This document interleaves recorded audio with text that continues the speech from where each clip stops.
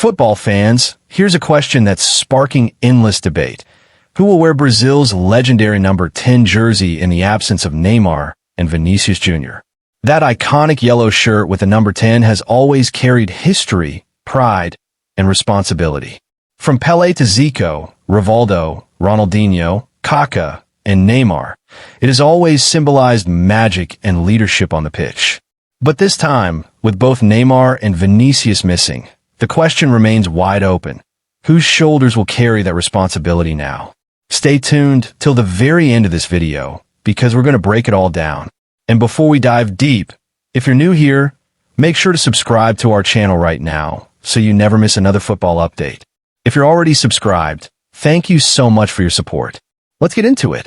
Once again, Brazil is preparing for international duty, stepping onto the pitch for two crucial World Cup qualifiers against Chile and Bolivia. Coach Carlo Ancelotti has already announced his 23-man squad, and while the Seleção looks strong on paper, there are some massive talking points. First, let's talk about Vinicius Junior.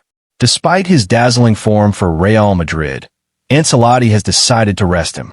The Brazilian winger has been playing almost non-stop at club level, and the coaching staff doesn't want to risk overexerting him before the decisive months ahead. So, Vinicius is out of the squad this time. And then comes the biggest headline, Neymar Jr. The star of the Seleção, the man who has carried the number 10 jersey for over a decade, is still not fit enough to return from his long injury layoff. His absence leaves Brazil without their most creative and iconic player, raising a huge question mark. Who gets the number 10 now? Historically, whenever Neymar has been unavailable, the number 10 shirt has been passed around among some of Brazil's brightest stars.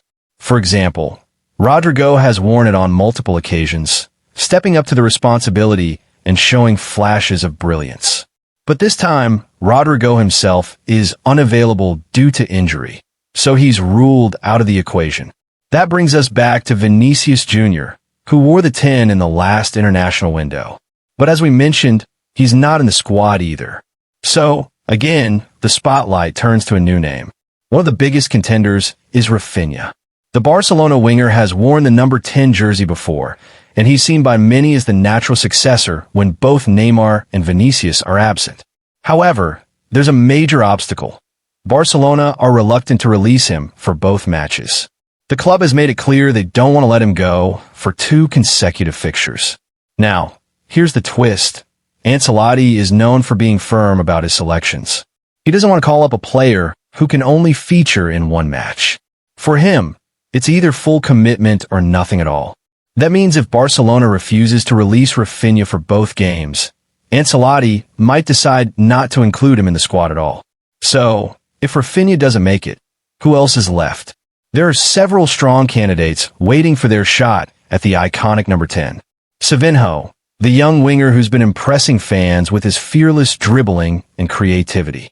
He might be inexperienced, but sometimes giving the number 10 to a rising star can be a symbolic passing of the torch.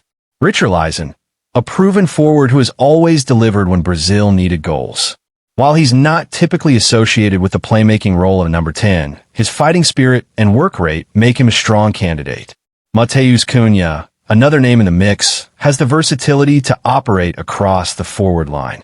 If Ancelotti wants a player with both creativity and physical presence, Cunha could be his pick. And let's not forget Bruno Guimaraes. While traditionally a midfielder, his intelligence, vision, and leadership qualities make him a serious option for wearing the most prestigious number in Brazilian football. Sometimes the number 10 isn't just about scoring goals.